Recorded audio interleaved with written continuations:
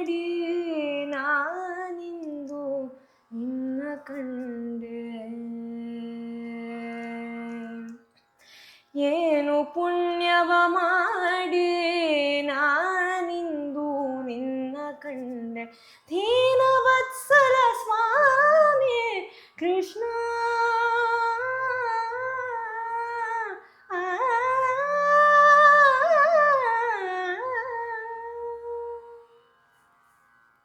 Beautiful.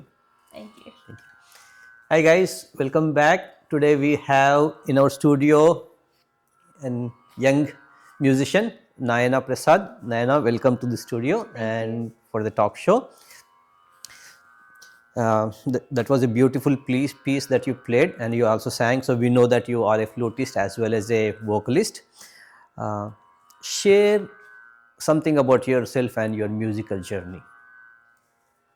One of the main things is that I've had numerous teachers since I was growing up. I started learning vocal when I was 5 years old. Okay. And that was in California. And then I've had teachers everywhere I've lived, like California, Mysuru, Bengaluru, and in Dallas over here. So that's about me. And how did your musical journey start? When did you start, and what all went through, and how did you reach the stage where you are right now? Well, it started when I was a baby, because my parents used to always play old Kannada songs, or just because they were very musically oriented. And my mom is a Carnatic vocalist. She was a Carnatic vocalist. So I always was exposed to music growing up.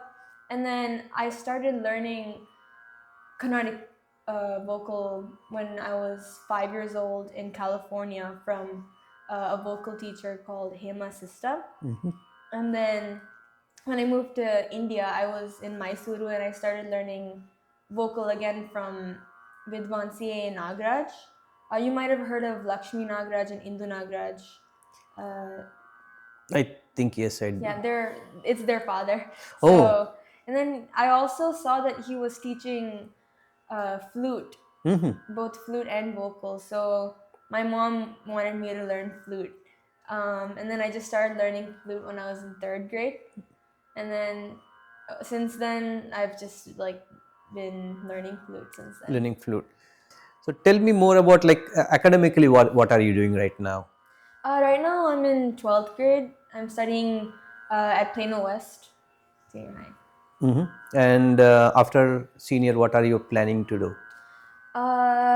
In college, I'm planning on I'm going on the pre-med track and hopefully getting to med school to become a doctor. Doctor? Yeah. Any specific line? I'm not exactly sure, but in school, I'm doing this thing called clinical rotations, where I'm shadowing doctors. So I'm trying to see specialties. But what piques my interest is gynecology and labor and delivery, surgery, and about that. More, okay. Yeah. That is interesting. So now you have chosen one of the tough, difficult subjects. How do you think that will impact your music? Yeah, I've been asked this a lot. I've been thinking about this as well.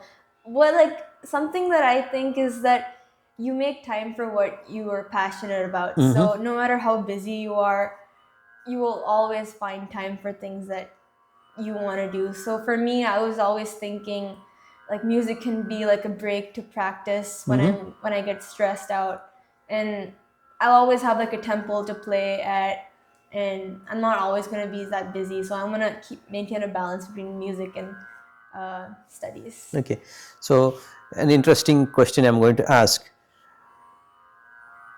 What is the secret that you would like to share with kids of your age who are choosing something very similar, like they are into music or dance, some kind of an art form, and they have chosen a tough subject like medicine?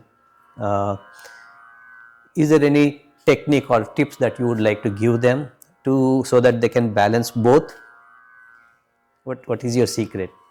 Well, for me, I would say make sure you're interested in both of them first. And if you are really interested, you have to make sacrifices.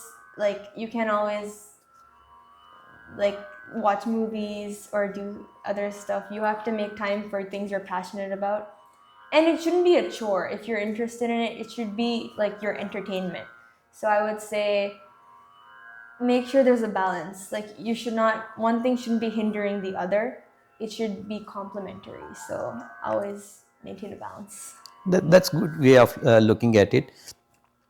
So apart from practicing, do you also perform in the sense like concerts, or do you have a band that you are part of? Is there anything else apart from just practicing that you do? Yes. Right now I've been mostly practicing, but here and there I perform at like youth or like for IFA and BYOM, IKEA, and Saptami, all those organizations. Like whenever they hold concerts, I'm always like giving concerts Okay. from time to time. Yeah, that's interesting. I heard you also performed or was part of a band. Yeah, I was a part of a band last year. I was a part of it for like temporarily called Nisarga. We did this light music. It's like a Kannada music band, and it was mainly instrumental. It was really fun. We performed at this festival called Appu Sanje for this. It was like a memorial for this famous actor who had died, Puneet Rajkumar. So we did a mashup of his most famous songs.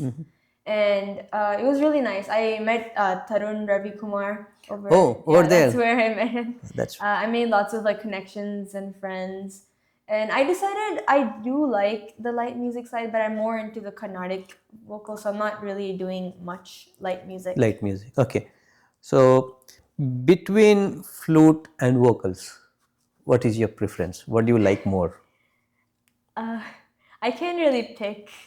Well, for now, I would have to say flute because I still haven't started like performing professionally for vocal. Okay. But I am learning from Shubha Ramanan, and I'm starting to like get better on my vocal skills, and I hope to start performing more. I do enjoy both of them equally. I can't pick, but for performance wise, right at the moment, I would have to pick flute. Flute. That's Yeah. right.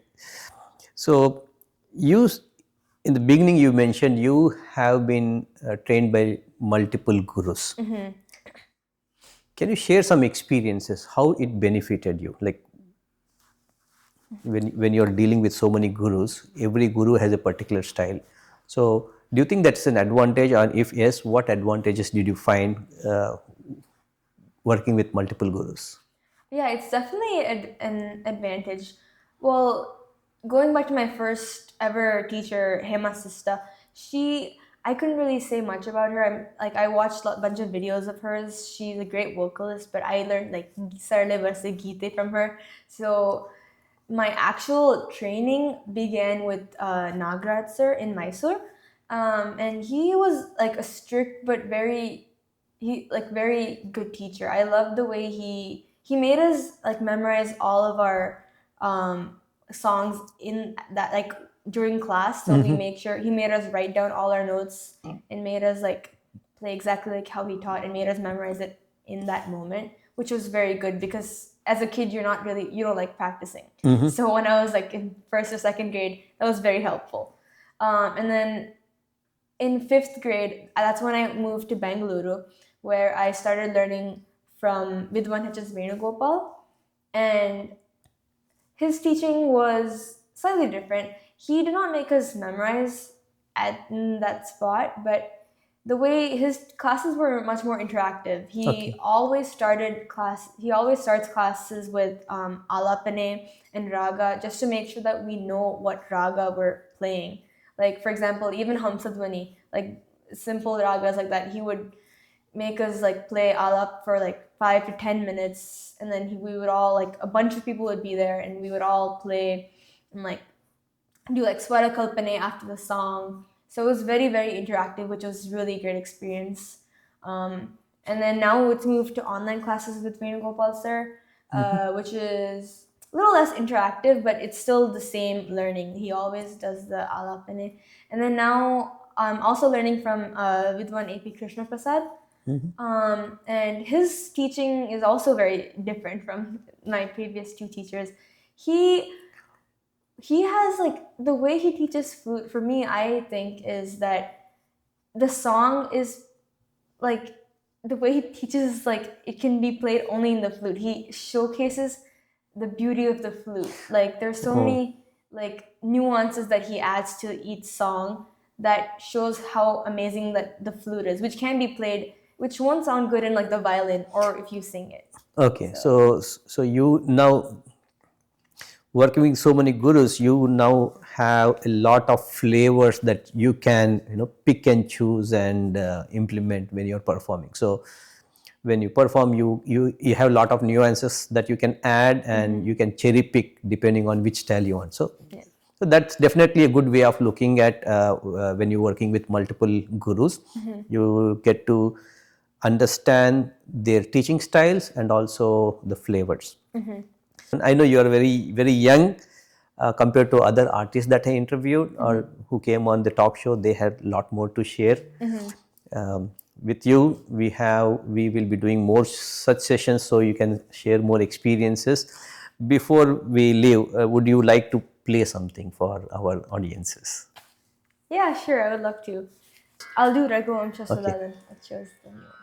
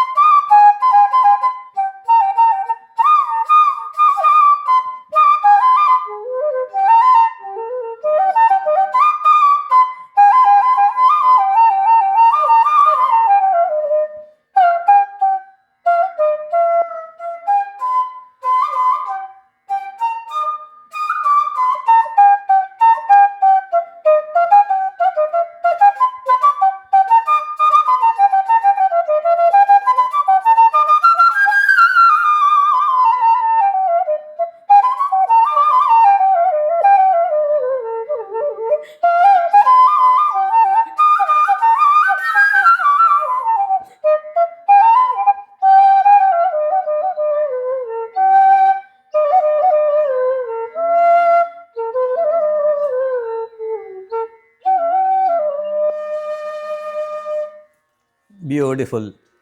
Now I get some of the nuances that you played. So it makes sense. Yeah, I played a little bit of The flavors. Yeah. So I got it. So before we end this session, what is the story with your pink transparent flute? So this is Like, this is a flute that Venugopal sir, I got from Venugopal sir. I don't really know how he got this. This is like an acrylic flute. It looks like glass or plastic, but it's acrylic. And it actually sounds exactly like basically exactly like the wooden flute. For example, so this is D sharp and this is also D sharp. This is the regular flute that you see everywhere. So if I play anything like,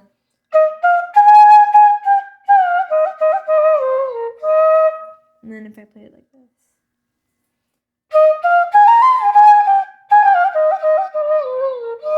there isn't really much difference. Only thing that you can see through it. Okay. And it looks really cool. And pink is like one of my favorite colors. So that was a gift, or you just purchased? Oh no, I think my mom got it for me. I don't know if I bought it or not. Nice. For this session, I think we have enough footage from you, enough content from you, and thank you very much for coming on the show and sharing your beautiful music as well as your musical history and about your gurus. We'll catch up with more episodes in future. Good luck with your college and your musical journey. Thank you. Thank you. Thank you.